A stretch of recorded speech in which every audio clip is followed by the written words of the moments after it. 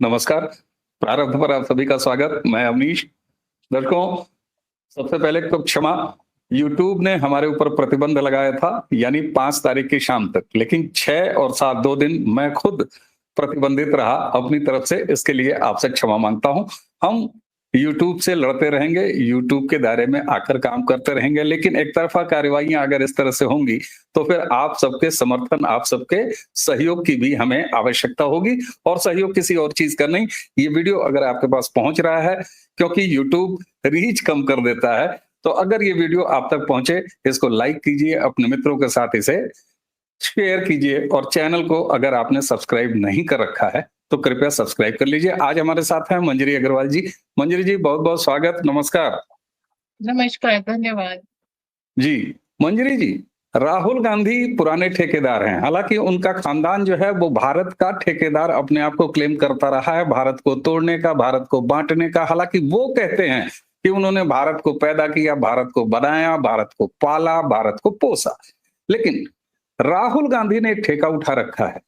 इस देश की सरकार या उस देश में सत्ता वाली पार्टी से उनका बैर होगा, लेकिन हुँ, लगातार इस तरीके से देश के बारे में भ्रम फैलाना। कल वो अलग अलग जगहों पे घूम रहे हैं, आपको पता ही है।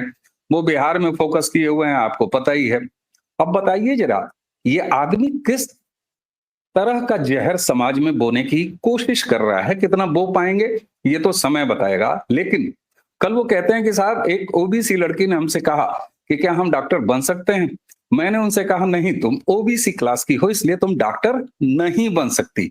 एनसीसी का फुल फॉर्म याद न रख पाने वाला आदमी, बता न पाने वाला आदमी, क्या उसको ये नहीं पता कि जिस आरक्षण आरक्षण की वो बात करता है, ओबीसी का वही बच्चा, एसटी का वही बच्चा, एससी का वही बच्चा इस देश में अवसर में समानता के उस हथियार आरक्षण का लाभ पहले ही उठा रहा है।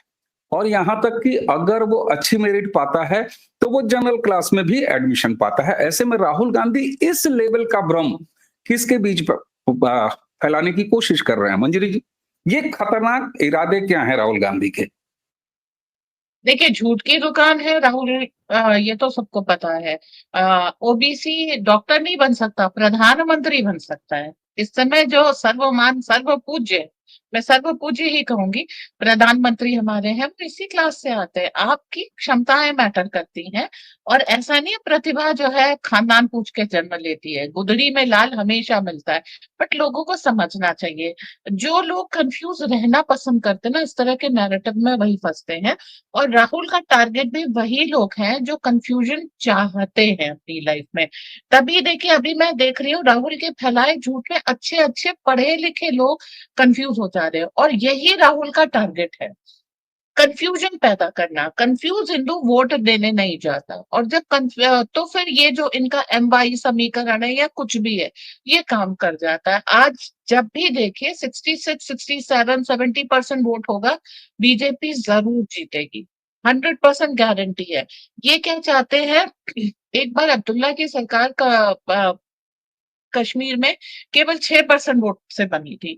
तो अभी ये इसी चीज़ को चाहते हैं कि वोटिंग परसेंटेज सरक करके 20% के नीचे आ जाए, ताकि जो इनका तबका वो तो फतवा निकलेगा, पैसे बटेंगे और वो वे वोट देने जाएगा। तो वो जो है डिसाइडिंग फैक्टर हो जाए।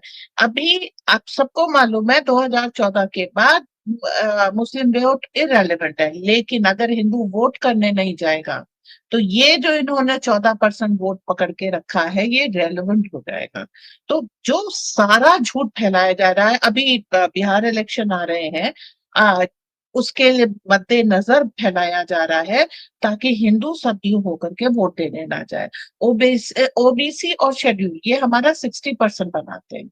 अगर ओबीसी इनके भ्रम जाल में फंस करके 30% ओबीसी, 27% ओबीसी अगर वोट करने नहीं जाएगा तो आप समझ रहे हैं इसका इम्पैक्ट जो है वोटिंग परसेंटेज पे पड़ेगा और तब इनकी जीतने की संभावना प्रबल हो जाएगी। तो इस चीज को जो है अब गाजे बाजे से बीजेपी को अब नहीं करनी चाहिए, ये तो मैं मानती हूँ, लेकिन प्रधानमंत्री की जाति बता के, राष्ट्रपति का बैकग्राउंड बता करके, धनखड़ साहब को लेकर के और सब ये सब लेकर के कि इस समय आपका क्लास भारत को रूल कर रहा है। और वो जो है सर्वमान्य है भाई। कौन सा ऐसा सवर्ण है जो मोदी के लिए प्राउड ना हो, और कौन सा ऐसा दुनिया का नेता है जो मोदी के लिए प्राउड ना हो। तो वो, और उनका बैकग्राउंड देखिए, उनकी माताजी दूसरों के घरों में सेवा देती थी। तो अब आप इस चीज को देखिए कि कहाँ लोग अपने टैलेंट से पूजे जा रहे हैं। और अगर ये क्लास इस मिथ्या में पढ़ना बंद कर दे कि इनको सवर्णों ने सप्रेस किया था, और इस सत्य को जान ले कि उनका सप्रेशन करने वाले विदेशी आक्रांता थे, तो ये भ्रमजाल टूट जाएगा। तो इस हम्म समय बिहार इलेक्शन में 2-4 सीट भी अगर कांग्रेस को मिली तो इस भ्रमजाल की वजह से मिलेगी, और कांग्रेस उसी पे फोकस कर रही है। नहीं, जी। ठीक है, ये बात समझ में आ रही है। और राहुल गांधी सिर्फ यही झूठ नहीं बोल रहे हैं, उनका झूठ न जाने कितनी बार अदालतों ने पकड़ा है, उनसे माफी मंगवाई है, थूक के चाटा भी है राहुल गांधी ने। लेकिन सवाल ये होता है कि क्या राहुल गांधी को ये पता है कि वो जिस क्लास को, जिस समाज को एड्रेस करने का प्रयास कर रहे हैं इस तरह का झूठ बोल के, वो उनके बहकावे में आएगा या आते हुए देखने की संभावना? क्योंकि आपने भी बीजेपी को थोड़ी सावधानी बरतने वाली बात कही। आपने कहा कि बताने की आवश्यकता है कि किस तरीके से हो रहा है। क्या राहुल गांधी की ये बकलोली अब बकलोली नहीं बल्कि सीधे सीधे झूठ और भ्रम ये फैलाना? और दूसरी तरफ ये बताइए कि अगर कोई आदमी इस तरह का झूठ और भ्रम फैला भी रहा है, तो क्या हमारे समाज में गुंजाइश है कि इस तरह का झूठ और भ्रम फैल जाए? क्योंकि ऐसा जब मैं कहता हूं तो मुझे याद आता है 4 जून को जो रिजल्ट आया था 2024 के लोकसभा चुनाव के बाद। आप उत्तर प्रदेश देख लीजिए, उत्तर प्रदेश में ऐसा लगा था कि संविधान बदल देंगे, आरक्षण खत्म कर देंगे, ये सारे झूठ उनके चल गए। लेकिन महाराष्ट्र में भी देखा तो लगा कि चल गया, लेकिन वहीं बिहार में तो नहीं चला। और इसी बिहार के विधानसभा चुनाव के मौके पर राहुल गांधी इस तरह का जो राहुल यापा है वो कर रहे हैं, या गांधी यापा है ये कर रहे हैं। तो क्या गुंजाइश है, या अब ये आखिरी छटपटाहट है राहुल गांधी की? कैसे देखते हैं इसको? आखिरी तो नहीं है, जब तक जिंदा रहेंगे छटपटाहट चलती रहेगी। हमारे यहाँ झूठ हाँ। बोलने की कोई सजा नहीं है। मीडिया राहुल गांधी के झूठ के ऊपर बहस करने बैठ जाता है, और उसको कहीं ना कहीं महिमा मंडित कर देता है और प्रसारित कर देता है। सेकेंडली, आप झूठ बोलते हैं, आप चुनाव से पहले, और अदालत बैठती है चुनाव के बाद, तो आपको पूरा मौका दिया जाता है आपके झूठ को चलने का और लोगों को इम्प्रेशन डालने का। अब आ जाते हैं, राहुल गांधी इसको जानबूझ के कर रहे हैं। जी हाँ, इसीलिए कर रहे हैं ताकि अ, वोट प्रभावित हो सके। सेकेंडली, जाति क्यों ली? क्योंकि बिहार में राजनीति में जाति बहुत मैटर करती है, इसलिए राहुल हम्म गांधी ने बिहार की नस को छू दिया है, जाति, ओबीसी कार्ड। देखिए, एससी एसटी को मालूम है कि उसको आरक्षित में आरक्षण मिलता है, लेकिन चूंकि मोदी ने आकर के ओबीसी की कैटेगरी बनाई है, अब वो ओबीसी को ही भड़का करके ये करना चाह रहे हैं। हो सकता है बहुत सारे लोगों को ये नहीं पता हो कि ओबीसी आरक्षण है, और यही चीज जो है राहुल अपने झूठ से प्रसारित करना चाहते हैं।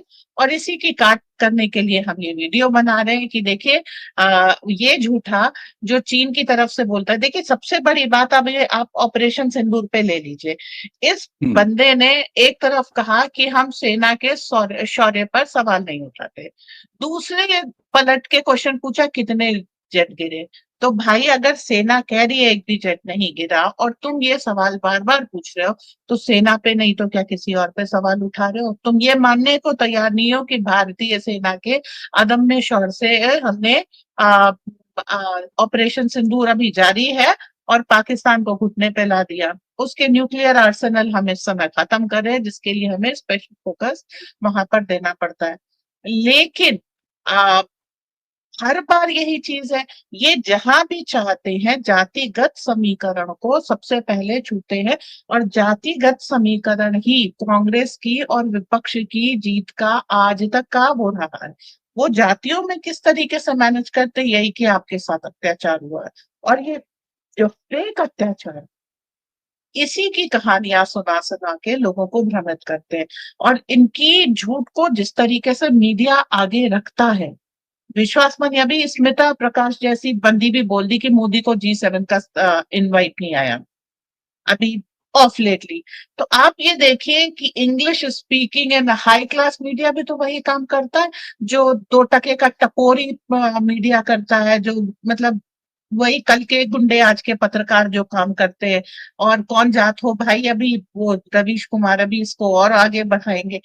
आपका वही चीज है कि सिस्टम तो अभी भी कांग्रेस का है और घोटाले आज भी कांग्रेस के निकल रहे हैं। और राहुल गांधी, आप मान लीजिए कि कांग्रेस का सबसे बड़ा घोटाला है जो भारतीय राजनीति के साथ किया जा रहा है। इसकी नागरिकता प्रमाणित नहीं है और इसकी बहन के जन्म में 6 महीने का अंतर है। तो मतलब ये तो झूठ के साथ ही इस बेचारे ने जन्म लिया था, तो सच कैसे बोलेगा। ये आपकी आज की पंच लाइन है हमारी बातचीत की कि राहुल गांधी भारतीय राजनीति का सबसे बड़ा घोटाला। तो ये तो बात समझ में आती है, लेकिन एक चीज पे मैं फिर आ जाऊंगा वापस। देखिए, जब चुनाव होता है, ये राफेल के पीछे पड़े हैं, ये ऑपरेशन सिंदूर के पीछे पड़ा हुआ है आदमी, उसके बाद ये ओबीसी और तमाम तरह के जातिगत काट, क्या ये विक्षिप्तता, जातीय जनगणना का काम नरेंद्र मोदी सरकार ने खुद ही कर दिया?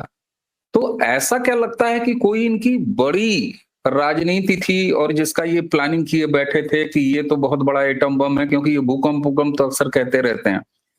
मुझे ये समझ में आता है मंजरी जी कि जातिगत जनगणना को लेके राहुल गांधी ने कुछ बहुत ऊंचे हसरत पाल रखे थे और सोचे थे कि इस मामले में तो हम नरेंद्र मोदी को पटक देंगे।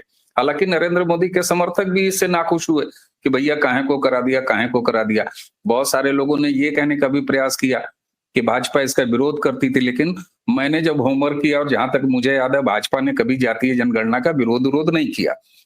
तो ये कहीं ऐसा तो नहीं है कि मोदी जी ने इनको ऐसा उठा के इनके किसी राजनीतिक सपने को पटका है कि वहां से जो गुब्बारा फूटा है और उसके फिर चीथड़े उड़ा रहे हैं राहुल गांधी? देखिए, कांग्रेस ने ही चुनाव के मुद्दे करने का ट्रेंड बनाया था क्योंकि सबसे पुरानी पार्टी है। अब सवाल उठता है कि कांग्रेस के पास इस समय मुद्दा क्या है। किस मुद्दे हम्म। पे कांग्रेस या इंडी अलायंस या फिर ये जो लालू का परिवार है, किस मुद्दे पे चुनाव के मैदान में आएंगे। बीजेपी के पास बहुत सारे मुद्दे हैं। सबसे बड़ा विकास है, दूसरा भ्रष्टाचार है, तीसरा बिहार की खस्ता हाल, गरीबी, और उसके बाद फिर बिहार का उत्थान। ये सारी चीजें, बहुत सारे मुद्दे बीजेपी के पास है। अगर आप देखिए तो कांग्रेस के पास क्या मुद्दा है सिवाय जाति काट के, और राहुल के के लालू यादव के पास क्या मुद्दा है सिवाय जात के। हम्म। ठीक है। और इनको विकास के ऊपर अगर 2 सवाल कर लीजिएगा तो उनको कुछ को नहीं पड़ता। 2 काम राहुल गांधी कर रहे हैं। एक, अभी आपने नई शिक्षा व्यवस्था लगाई है, उसमें क्या पढ़ा रहे हैं आप, राणा प्रताप पढ़ा रहे हैं, तो हिंदू ब्रेव होगा। ठीक है। अब उसमें फिर आपको ये पढ़ाया जाएगा कि अगर कोई राजा बुरा होता था तो उसको गद्दी से उतार के उसको मार करके नए सत्ता की स्थापना होती थी। मतलब royalty is not exclusive to Kshatriya class. किसी भी भील राजा हुआ करते थे राजस्थान में। तो धीरे धीरे ये सारे जो ट्रम्प कार्ड है ना, आर्यन इन्वेजन थियरी जिससे इन्होंने नॉर्थ साउथ डिवाइड कर रखा है, और ये सारी चीजें इनकी शटर डाउन कर जाएंगी। इनका हम्म। जाति का शटर डाउन कर जाएगा। अब जो बीजेपी ने जातीय जनगणना, भाई जनगणना तो होनी थी, वो तो 19 में होनी थी, कोविड के कारण नहीं हो पाई। आगे बढ़ाएंगे, तुम जात जात कर रहे थे, उन्होंने कहा ठीक है भैया हम जातिगत जनगणना कर लेते हैं। जनगणना तो हम्म। हमको करानी थी, जातिगत हो जाएगी तो क्या बुरा है। हम क्रिश्चियंस की भी जाति देख लेंगे, हम मुस्लिम्स की भी जाति देख लेंगे। आप अभी तक मुस्लिम उम्मा की बात करते थे, अब क्या है, अब हमारे जैसे लोग फ्लैश कर देते कि भाई उम्मा जैसी कोई चीज ही नहीं है वहां पर। आज शिया हम्म। सुन्नी के कब्रिस्तान में जाकर के लाश नहीं गाड़ सकते, शिया सुन्नी के मस्जिद में जाकर के एक बार नमाज घुस नहीं सकते, नमाज पढ़ना बहुत दूर की बात है।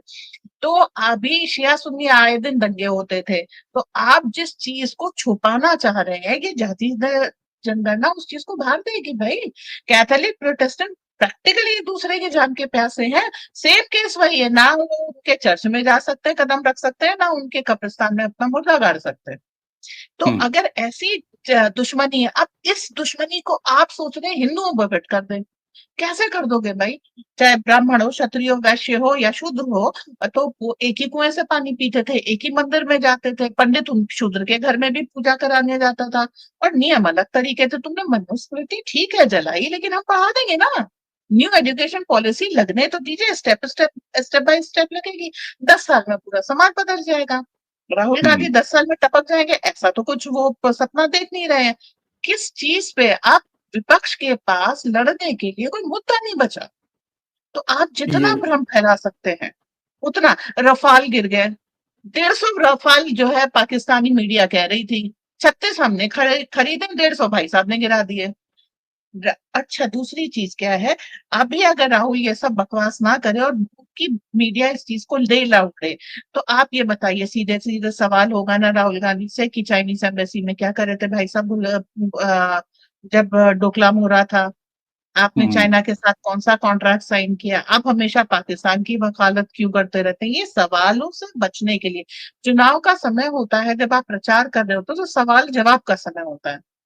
अब अगर हम्म, राहुल गांधी अपनी तरफ से कोई शगुफा नहीं छोड़ेगा और उसको मीडिया उसका वितंडावाद नहीं मचाएगी, तो आप ये जान लीजिए ये सारे सवाल राहुल गांधी से पूछे जाएंगे। तुमने तेली समाज को गाली क्यों दी?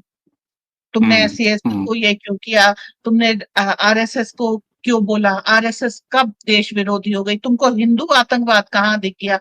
ये सारे सवालों से बचना है तो एक काट तो चलना पड़ेगा, और वो राहुल गांधी ने चल लिया, और मीडिया उसको लेकर के बुला रही है।